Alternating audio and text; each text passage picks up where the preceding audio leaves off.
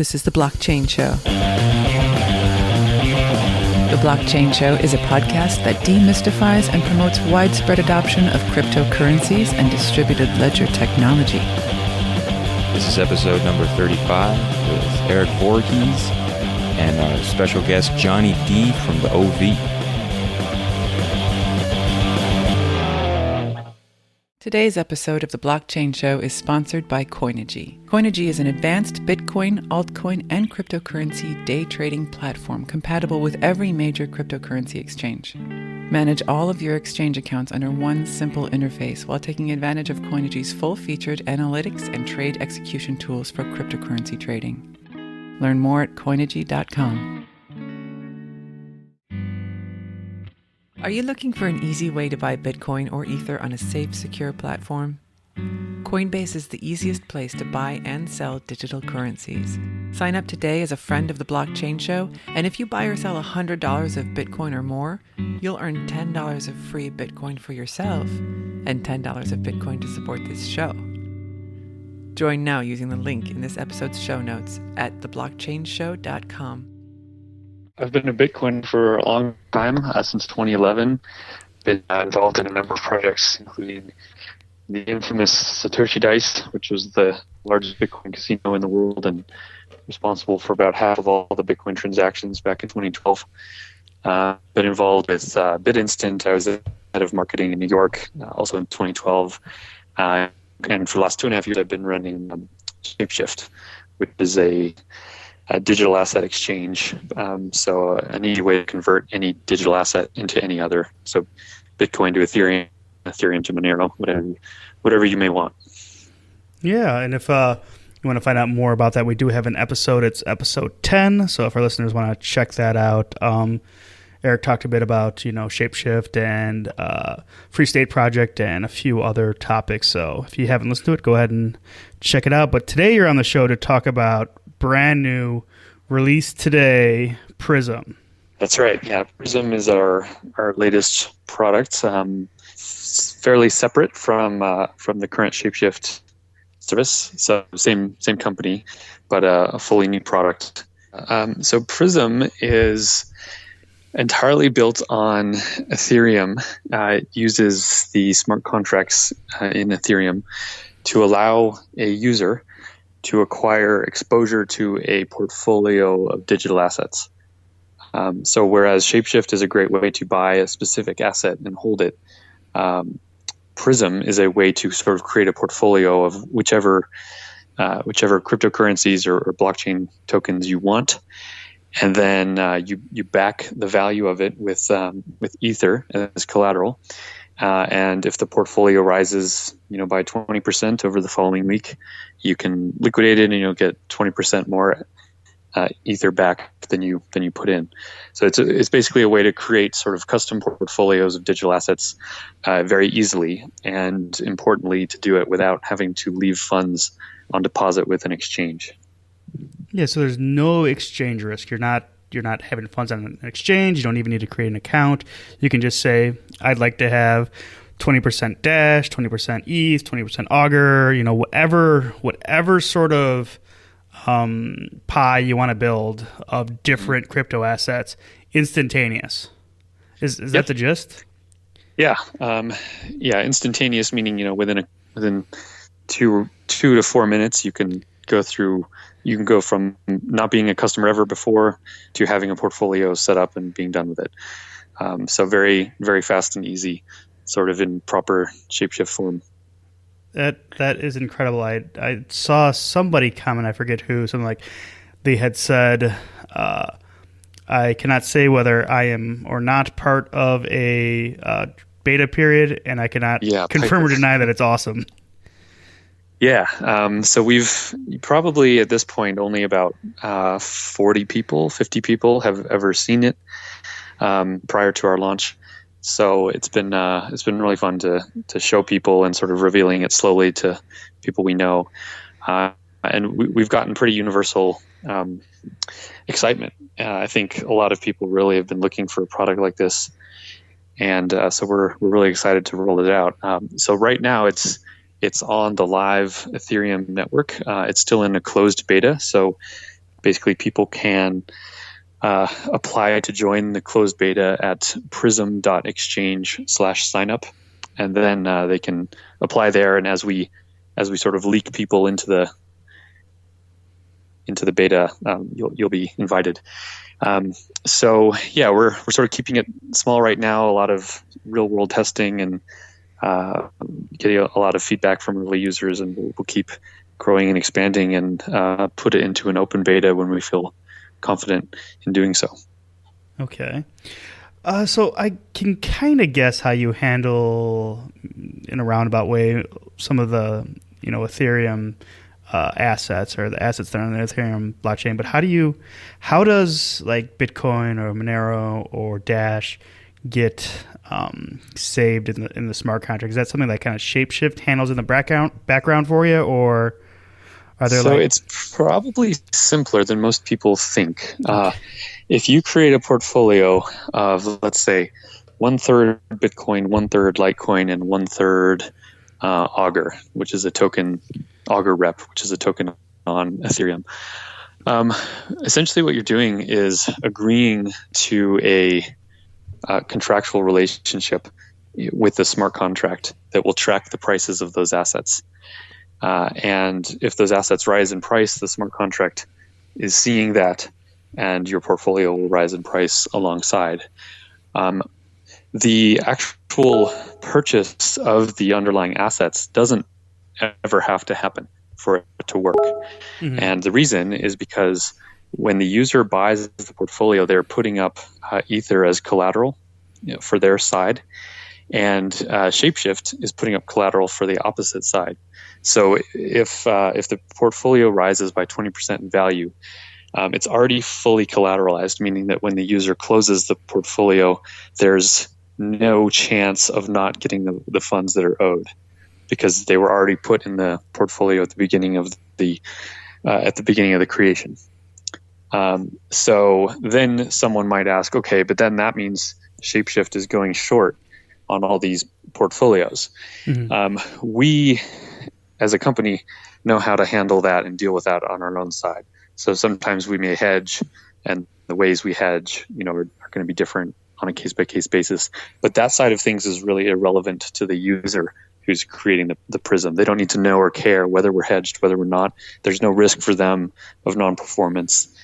So all that can happen in the background. And then long-term, we will open up the other side of Prism such that people can go long or short. So you can create a basket of short cryptocurrencies or a basket of long.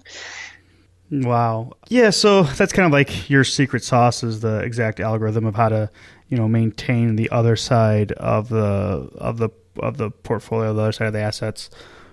What are some of the templates that will be available for people who are able to get in the beta? Like, I noticed that there was some sort of templating.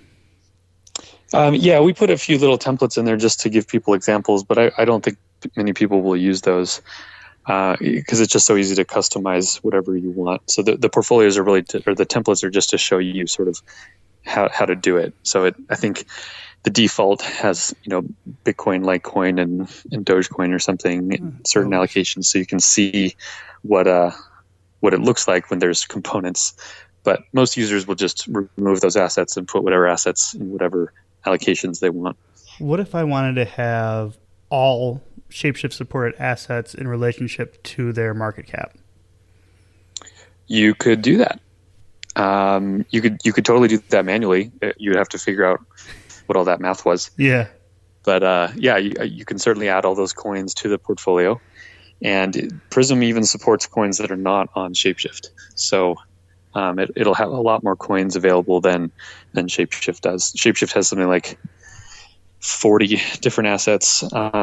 Okay. Prism right now has support for about 50, but that will grow very fast. So that'll always be a much larger number than what Shapeshift supports. Can people trade their Prism to other Prism users? So if they built a Prism and they don't want to like cash out for Ether, they just kind of want to trade that portfolio. Is that possible or no? So that's currently in the roadmap to make that easy.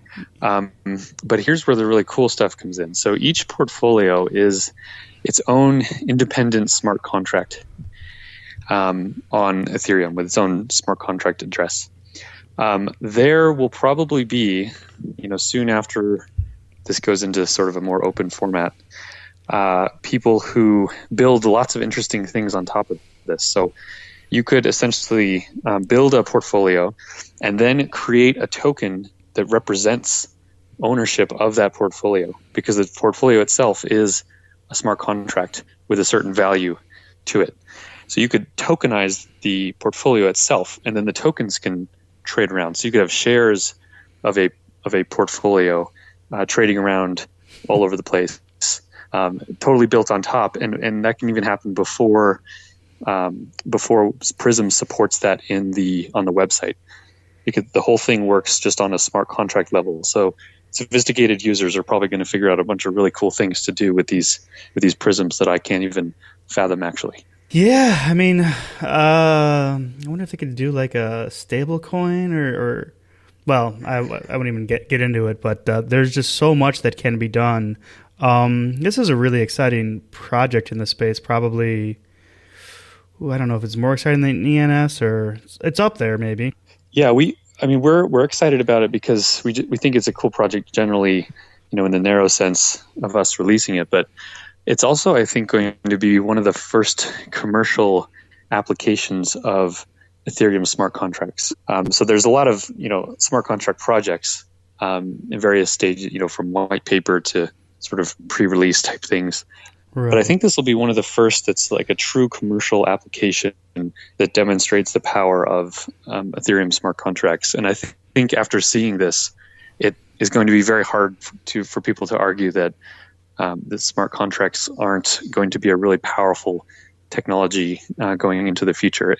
Basically, I think this takes a lot of the theoretical coolness and turns it into actual commercial coolness. It looks like you're not even using something like MetaMask or anything like that. You kind of have the user has to have a MetaMask or an Ethereum wallet plus an Ethereum. All the user needs is their web browser, which everyone has, yep, and an Ethereum wallet.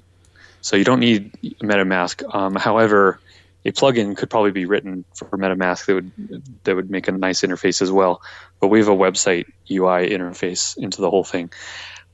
Very sophisticated users don't need to use the website. Actually, they can just interact with the product on a ABI level with the Ethereum smart contracts. So that's more advanced. So I don't recommend people try to do that unless they really know what they're doing. But the whole thing can be interacted with without even using the website. Let's talk fees for a bit. So, is it what would be like a typical fee? Is it dependent on the portfolio or? Yeah. So as we let people use this, we'll kind of gauge what sorts of fees people are comfortable with. But we're launching it with essentially 3 fees. One is a 1% fee per month. And that essentially covers the cost of the collateral of the counterparty that's putting up funds to make the portfolio fully backed. 2 is when you close the Prism, when you close the portfolio, there's a 2.4% fee plus 0.05 ETH. And it's on that we make our money. That's basically where our revenue comes from. And then there's a rebalance fee of 0.5%. So if you have a portfolio, but you're like, I actually want to drop the Dogecoin, and you do that, there's a 0.5% fee. So those 3 fees. So they're very simple, and one's time based. One is just a percentage of the amount when you close it, and one is a rebalance fee. And then there's no fees to open it or anything like that. Do you want to talk about the what's it called? Congestion on the Bitcoin network? Call for 2 megabytes plus SegWit or something? Yeah, I don't know if I want to sully the conversation about the fun new product with the horrible situation happening in Bitcoin. I'm gonna. But just anecdotally, yeah, the last several days have been pretty horrible. The mempool is crazy. We're us as Shapeshift, we send Bitcoin around between our wallets, as we're doing volume and to manage our inventory. And we're spending an average of $50 per transaction. So every time we move Bitcoin between an exchange wallet and ourselves, or between our own hot wallets, we're paying an average of $50 per transaction. And we send tens of these a day, dozens a day. So it's just getting really absurd. And if usage of Bitcoin goes up 10%, it's not like these miner fees go up linearly with that. They don't go up 10%. If usage goes up 10%, fees can go up 4x. And I think that's not being appreciated by a lot of the people that aren't really worried about this. This is absolutely Bitcoin's biggest problem right now. SegWit needs to be activated, and a 2 megabyte hard fork would also be a great idea. Both of them together would be awesome, but one or the other of both needs to happen ASAP. And anyone who's being obstructionist to letting either of those things happen, I think is really harming Bitcoin. Yeah, I think, people need to kind of compromise here and get this going, because it's really, really bad out there. It's like just a normal transaction is like $4 if you want to get it in the next, 2 or 3 blocks. Yeah. That's insane. I mean, that's worse than the bank. 4 months ago, it was $1. And a year ago it was 10 cents. So yeah, the rate at which it's increasing is, even though the aggregate amount today is alarming, the rate at which it's increasing should be even more alarming, because again, only 3 to 5 transactions per second can happen. So if there's 6 people with important transactions per second, the rate will approach infinity. And people will just stop using it. Already Bitcoin's market share in terms of value is below 50% for the first time in history. Yeah. A lot of that is because altcoins are totally in a bubble right now, but that's, altcoins, just like Bitcoin, will go through their bubbles as they all grow in popularity. And Bitcoin is really, I think people have their head in the sand because Bitcoin's price has been rising as well. Right. But it needs to be addressed. SegWit needs to happen. A hard fork to a larger block needs to happen, and they need to happen quickly. Yeah, it's overdue for both of those things, and I don't know why it's not happening. I mean, like you're saying, people are rightfully having to go to altcoins, which I guess is good for your Shapeshift business. They need to exchange. Well, what's good for us is for there to be a healthy digital asset economy. Yeah, Bitcoin is, well, I've always said Bitcoin is the majority, but technically it's not right now. But Bitcoin is absolutely the plurality. It is the biggest, most important piece of the digital asset economy. So it's very much in our interest for Bitcoin to be very strong. It is, most of the business we do is in or out of Bitcoin. So it is absolutely the most important asset that we support. We benefit from its strength, just as we benefit from the strength of other digital assets. And I think if digital assets grow, if non-Bitcoin digital assets grow, because all the systems are working well and the world is just finding this stuff to be increasingly useful, that's great. But if the non-Bitcoin assets are growing because people are getting tired of the problems with Bitcoin, that's not good. You experience like record growth in Shapeshift. Seems like all these sites are just there's so many new users to the crypto space. It's like almost mainstream now. Oh yeah, I mean, we've grown 10x from December. Thanks again for coming on the show. Is there anything that I missed? No, I would just say, once again, if anyone's interested in Prism, sign up for the closed beta at prism.exchange/signup, and we'll let people in as and when appropriate. Okay. Thanks again, Erik. Thank you. Okay. Cheers.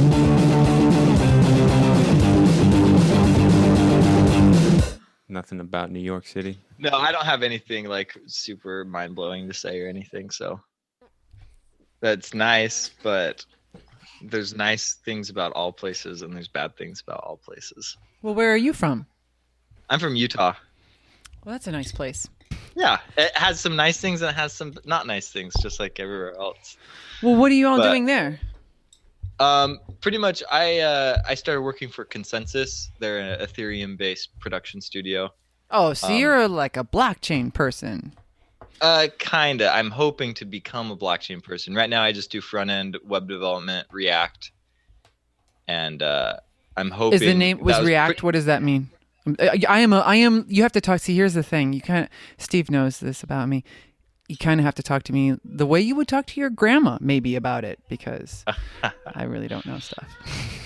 All right, I'm just a normal web developer, somebody like that you would find at any other regular internet-based software company. And how long ago did you first hear about the blockchain? I bought my first Bitcoin back in 2013.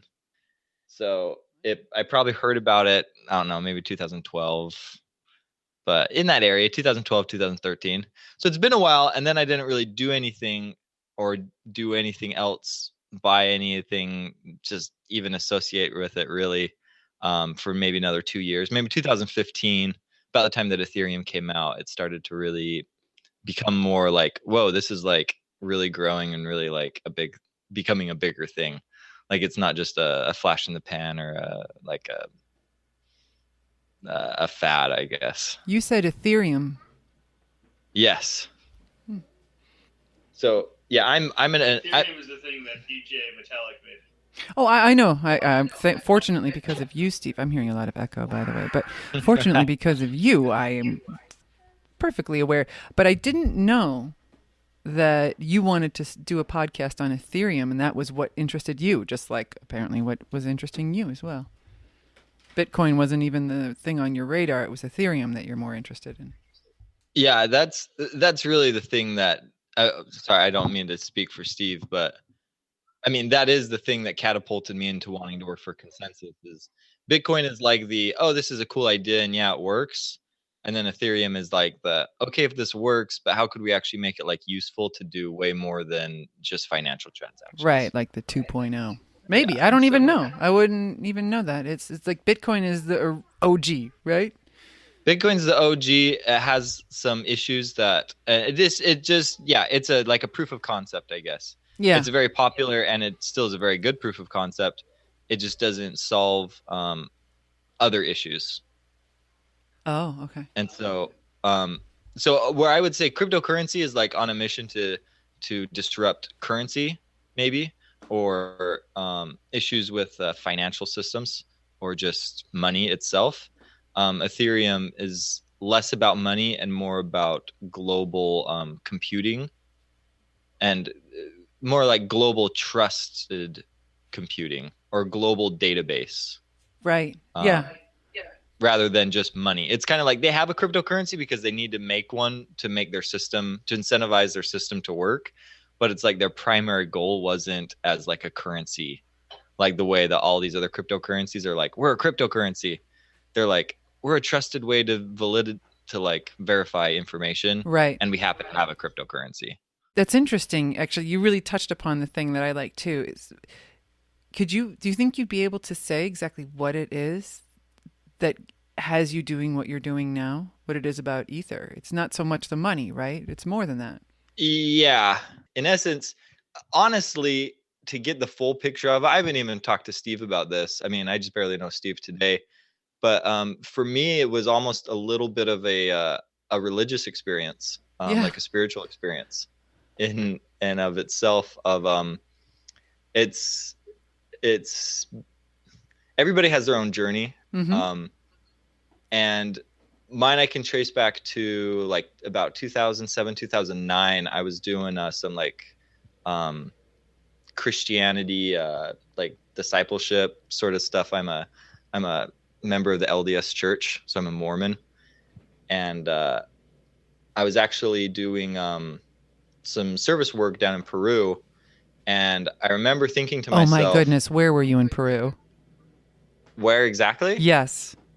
I was like, well, I spent a lot of time in Huánuco and Huancayo and kind of east of Lima. Okay. Have you been to Cusco then? Okay, I have not been to Cusco. Cusco was a little bit further south than where I was doing most of my work for. Very I was there interesting. for about 2 years, but I never made it down to Cusco. I swear something magical is happening down there. Yeah? Well, you what had brought some you down experience. Continue telling me about your experience. All right, we'll have to talk Peru some other time. But essentially, I had this feeling of, like, this is all good, but I'm only doing it temporarily.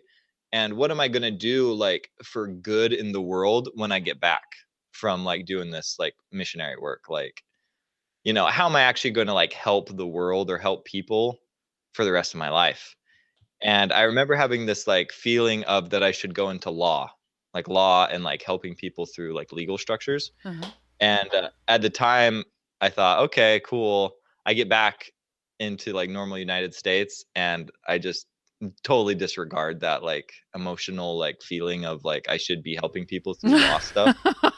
We do that to people, don't we? I just, like, go into advertising. Right. And then, Kill your spirit instantly upon coming back. Don't worry, you can always get it back. So Yeah. continue with your journey. I'm very interested. And so then when I heard about the whole idea of smart contracts, it kind of came back to me of this, like, hey, like, this is pretty much the convergence of what you've spent the last few years of your life doing with technology and learning to code, and that, like, feeling of, hey, this is something that you can actually do to, like, improve the world and, like, help other people, is through doing smart contracts, which are basically these, like, legal it's not really in the realm of legality yet. It's all still just, like, a smart contract is just a program, but hopefully can't the way it be that like I'm so sorry to interrupt you, but you must have you clearly have an interest in law, so you know more than the average bear, I'm going to guess, right? Probably not. Oh. I maybe have a little bit more in, like, real estate law, because my family is involved in real estate stuff. So, like, that just creeps into our lives a little bit more. Uh-huh. But other than that, like, typical law, no, I probably don't know more than your average bear. Okay, well then continue with your journey. I'm sorry. Yeah, no worries. So then I heard about, the smart contracts, and I was like, well, this is my thing. Like, it's my way to help society and cut out. If I could spend the rest of my life dedicated to a cause of minimizing government overreach and power abuse, like, that is a very worthwhile thing for me to push forward with my life. Oh, that's like music to my ears. I like you very much already. And I support you in your cause. And so I thank you very much. And so I was just pretty much like, all right, I want to work for something doing blockchain and doing these kind of smart contracts and cutting out power abuse. So Brilliant. That's kind of my journey. And now I'm just trying to become technologically proficient at it. So you're in New York learning more about the blockchain then? Yeah, pretty much. I came for I just started a few weeks ago at Consensys, and so this trip, I'm out here for 2 weeks. The first week was kind of like get to know the team, get to know people they'll be working with a little bit better, get some face-to-face in-person time. And then I really wanted to stay there's a few conferences there was a conference on Friday, and then there was this hackathon. And anyways, there's just a lot of conferences going on this week. And so wanted to stick around for those. You might be the very answer to all of my prayers, because I keep asking, like, I keep wanting to know what's happening with, just like what you talk about, like let's just say, how can we put it in a positive way? It's a paradigm shift. It's inevitable, right? It's coming down the pike in some way. And if we have, in my personal opinion, if we have any say, of course we have say over it. We still have the mechanism in place to bring it, to facilitate actual democracy, something that we don't even really know, because, you know, this whole thing that we've set up, it's a great notion. However, we're locked in as if we're people who travel from coast to coast on a horse, or, you know, we don't, that you need, in that case, you need to have representatives speak for you far away, because you can't just whip out your phone and go, boop, I have all the information I need right here, and distance means nothing. Yes. And and so I do have a couple of thoughts on that as far as like democracies go. Ooh. And like yeah, I just finished listening to my political views actually in the last about 6-8 months have changed pretty I don't know about pretty a lot, but they're definitely have been changing. I used to be a pretty hardcore libertarian, like down with government, get the government out of like my life and telling me what to do. Just I thought that regulation was like a pretty not good thing. Uh-huh. And over the course of ever since the most recent election, and specifically listening to there's a book called Lessons of History by a historian named Will Duran, and he's an old English guy, and he wrote a whole bunch of history volumes, and then at the end of them all he wrote kind of like a summary of different things that he learned. And essentially one of the big takeaways that he has is that freedom leads to more inequality and more severity of human like poverty. I mean, it creates more wealth as well, but the more free a country or society gets, the more Divided. the more people suffer. Huh.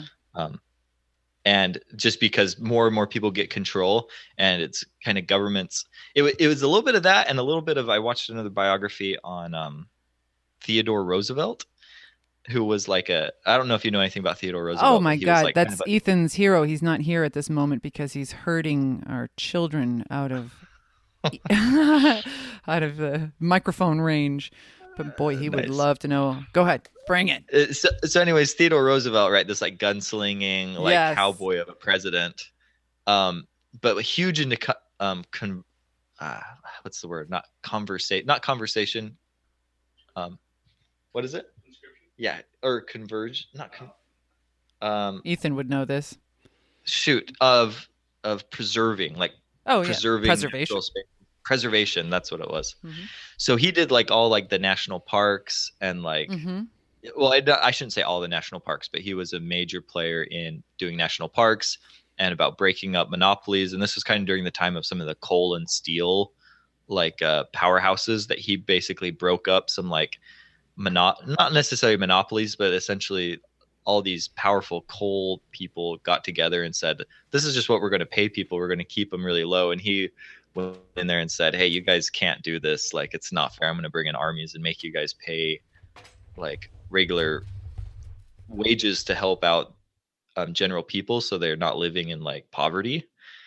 And I thought, and it kind of changed my perspective on, like I really don't have a lot of control, and there are much stronger people in this world that could really really take advantage. And I started thinking about people like in, I guess, like Africa, India, or like places where the government is more corrupt and not as that people can abuse power a lot easier in some other places, and taking a lot of control away from government and just leaving it in the hands of people that are for profit, I guess.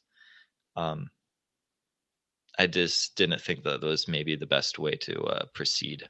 Is there any country that we know of right now where the leaders it's not for profit, leaders are voluntary? It's a good question.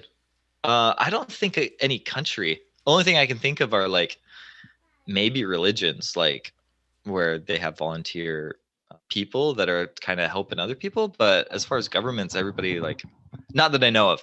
So which leads me to, I believe that there should be a lot smaller government. And just like with the fall of Rome, I believe that there's like a decentralization just generally happening with people leaving Brexit, and just this feeling of like a general distrust of large organizations. Yes, that's for sure. People are wanting to like break away from joining with like larger monolithic institutions.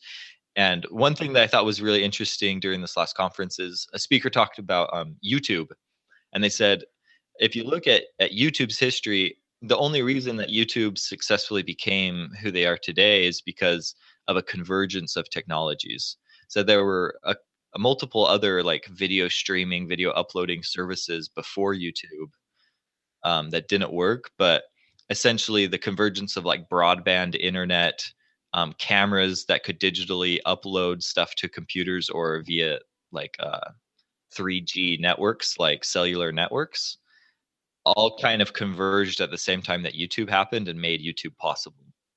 And so he was saying this blockchain technology is a technology where something that has tried to exist in the past before has possibly failed because it just didn't have some underlying technology that was an enabling technology. And honestly, my initial thought went to the fall of the Roman Empire and the rise of like the tribes that came from that, and how that it led to the Dark Ages pretty much. And how it would probably be different if they had different technological means of organizing themselves. And so I believe that our world state right now has come to a centralized place because that's essentially the only way that we could have leveled up. It was just the way to organize power. And we're getting to a technological space now that we can actually organize power on a decentralized way to form smaller groups that still can combine to some sort of a larger whole. Right.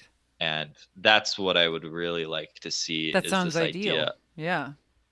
of smaller, pretty much if all the states could, if we could like disband the federal government and exactly. have like state level government, that would be like an awesome, because I definitely think government is a for sure awesome thing to have and really important. It's just unaccountable governments. Right. Yeah. Is just, that's a dangerous thing. Yeah, it seems to me a lot. I keep coming back to this notion of like how we came to this place where we are sort of, how do I say this? I guess let's just say this: how we came to this place. And I keep thinking over and over that so much of it has to do with compartmentalization of information, and that's how people can stay in control, it seems to me. And it's another really wonderful thing I like about this new technology is it shifts that as well. Yeah, and at the same time, we have to be really careful with the decisions that we make as we're adopting this kind of blockchain technology. Another thought that I'm just regurgitating other thoughts that exist in this space, but another thought that's really struck me is this is our opportunity to decentralize the internet, because the internet itself was a decentralized platform when it originally came out. It was decentralized. People had to host like their own little forum sites that they actually had to have their own servers for and like connect with other people. And essentially we just architected ourselves into, because of convenience, we architected ourselves into this centralized space that we're in. And of course, this doesn't concern with governments and like how other centralized organizations work. But in a sense, if we're not careful, we're just pretty much going to centralize blockchain and essentially have these like private, and it's pretty much just going to turn into the same exact thing that we already have. Yes, exactly. So, that is the nature of just about anything. I mean, great ideas, it's just great. And then just if it is, it's going to attract something to hijack it. It's just, and that's what's interesting about watching this whole thing evolve, is like watching this neat idea emerge. And then, you know, getting reports from Steve about all these attacks and how it responds. And the idea keeps kind of evolving into this thing. You're right. Like, how do we keep ourselves? I think that's a lot of what I can't believe I'm going to go down this vein, but I think that's kind of the spirit of what the Constitution was trying to have. It was meaning to be this place where we could maintain our freedoms still and be flexible with life and changing things. I'm so glad you're on, because I've really missed hearing people speak about it in this capacity. Yeah, this isn't like a very technical, I guess we could be talking more technical stuff. This is like kind of I can't. Philosophical. Yeah, no, I'm more artsy. I'm like all, right brain? Which one is the one that's One of those What's brains. the non-logical one? Let's call it the colorful brain. Yes, that one. That's like a way easier way to think of it. Exactly. That's the world I live in. So essentially, we were talking about you have to be careful about kind of some of the choices we make because it could just become just a centralized. Oh man, I'm so excited. I really want to follow what you're doing. I'm not joking because this is exactly, and I don't know, I want to know what your forums are that you're talking about too, Well- because this is the stuff I really want to keep up on, and I never can find it anywhere somehow. Another thing about it is it's almost like the world isn't ready for it. Like there's all this idea of like, hey, this is how all this stuff is going to work. But there's just so much infrastructure. Like even when we were trying to do our project today, it was like there's so many holes that are in the system that in order for this to really like catch on, honestly, like the Internet of Things and all of our transactions needs to start being in cryptocurrency. Oh yeah? Because if it's not, then it's like I don't know. Like there just has to be a mass adoption of cryptocurrency by just like normal use in the world. And right now, like that's not the case of cryptocurrency. Cryptocurrency is like almost primarily a store of value rather than like a means of transferring value to other people. Well, I guess in my circle, I'm sure some people like third world countries, it's more of like a transfer, like M-Pesa and all that awesome stuff that they're doing. But like everybody over here, it's like, I'm just buying it to hold on to it Yes. because I think it's going to be worth more money. And Yes, like, yes.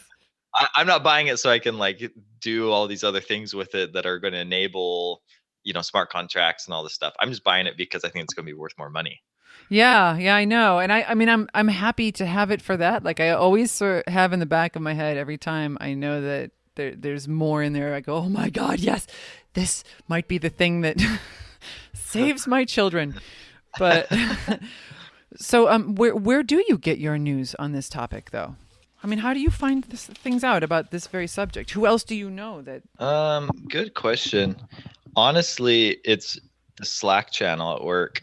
When I talk about it, it's really surprising to me how little other people know about the subject. Like even developer friends of mine, just like not into cryptocurrencies at all. They're just like, whatever, like not into it. And to me, it's just like, how can you not be into it? Like, it's like a big thing, but just people are just like, nah, I'm just not into it. And so that was part of the reason of me wanting to work for Consensys is that's just like one of the hubs of where a lot of this stuff is going on. So honestly, it's kind of listening to, there's a couple of different channels where there's like a blockchain for good, a blockchain for impact.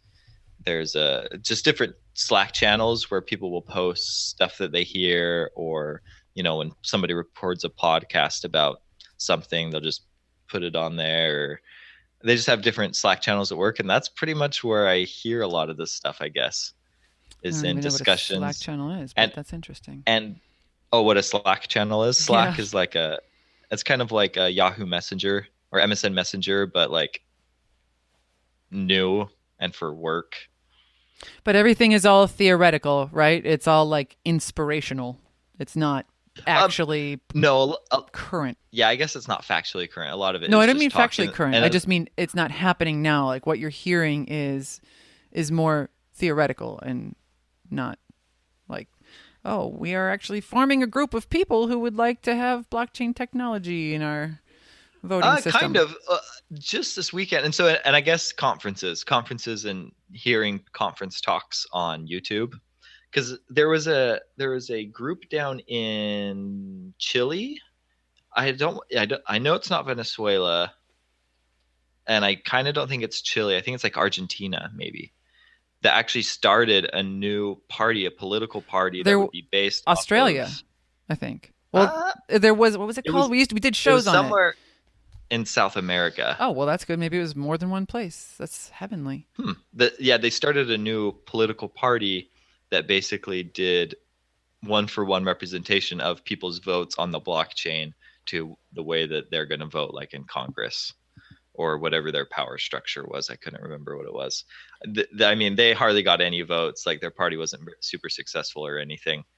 but they were like going through this process of trying to get representatives in that would basically just vote the way that the blockchain told them Yeah, to vote. that's what I was thinking, because I lately I've been thinking that I here I am on the blockchain show, like sending it out to the universe, like, hey, who's out there that's doing it? And I suppose it's like, well, I guess I keep asking and nobody's answering, so maybe should I do it? And I don't want to. That's the thing. Obviously, I have plenty to do, but if I need to, I will. The thing that's just it. I don't want to be a part of it. I'll just happily put my name in there, and I will just be the representative for the blockchain system.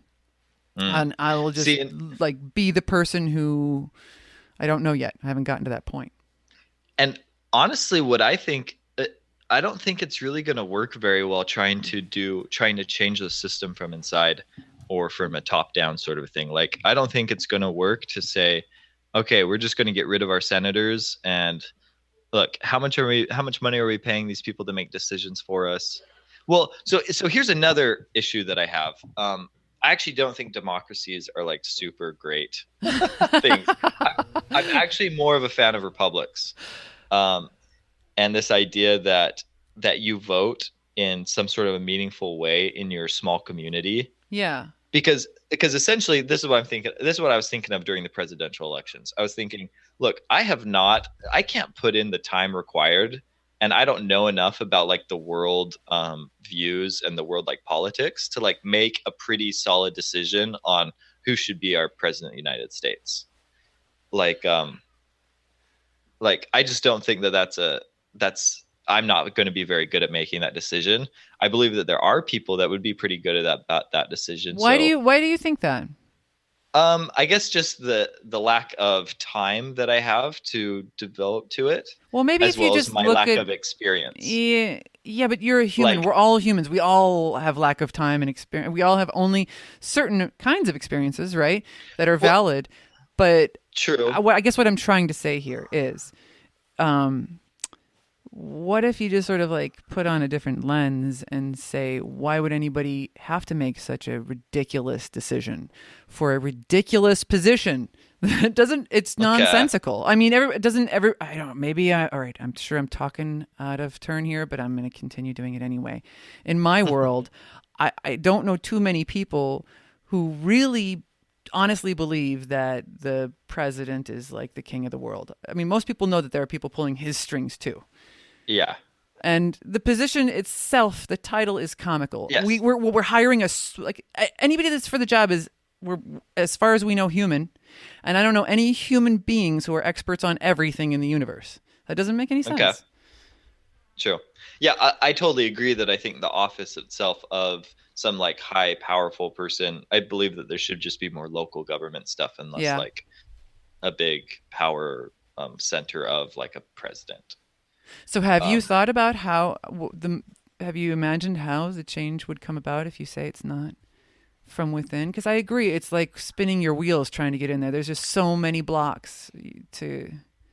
Yeah, so honestly, my opinion is that it's going to have to... this sounds really silly to say this, but so Elon Musk, right, and SpaceX, and space is like the final frontier. Okay, so pretty much like space stations and billionaires deciding, hey, we're going to build, or groups of people coming together to say, hey, we could build our own little society up in space or buy a little yacht. Because essentially the powers that be control the whole entire United States. Or not United States, but I didn't say that right. Control all like the land. There's no like piece of land that's like uncharted that I can just like be like, okay, countries, leave me alone. I'm going to form my own country here, here, and here. I mean, there is like international waters, but even then, like countries are still like someone's still going to come and mess with you. Yeah.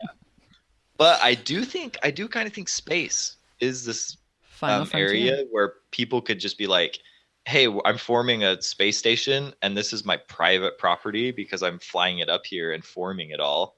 And I've got I'm going to make lasers. the rules about how people live here, and we're going to form our own government. Yeah, doesn't sound silly to me. Like, we don't belong to the United States. We don't belong to Russia. We don't belong to China. We don't belong to anybody. This is our thing. So if you want to be And free, you just eventually- got to rocket off into space. Yeah, I think it'll happen when people are given the autonomy. I honestly kind of think it's going to happen in space. That sounds super weird of me to say. Hey, no, you are talking to a Pisces. There's no such thing as too weird for me. I could go weird all night. That sounds awesome. And I think you're right. I think you're absolutely right because I mean it's just so funny how there's always an argument for something or the other. I would love to hear what people's arguments are for how they're going to control your behavior while you're floating out on your own in space. Basically, it's going to be space pirates. Yeah. There's going to be countries that just basically take over certain constellations of space stations. Say this is just the way it is now. I guess that's the way that humans are. You know, you say space is the final frontier, but maybe consciousness is the final frontier. Whoa. You're making my mind melt right now. I mean, who we are changes all the time. And who you are has changed a lot since your magical trip to Peru. So magical. Yeah, we always are changing. Yes. Yeah, anyways, we don't have to get into this. This is like nothing to do with blockchain now, and I'm wanting to talk about contemporary art. Yeah, I'm going to have you on another podcast, though, that goes beyond blockchain into your silly zone, because I like that place. Blockchain Yes. is very nuts and bolts, though. It seems like it's a physical manifestation of this sort of cosmic web that some of us know to already exist. Yes, and I actually don't see it.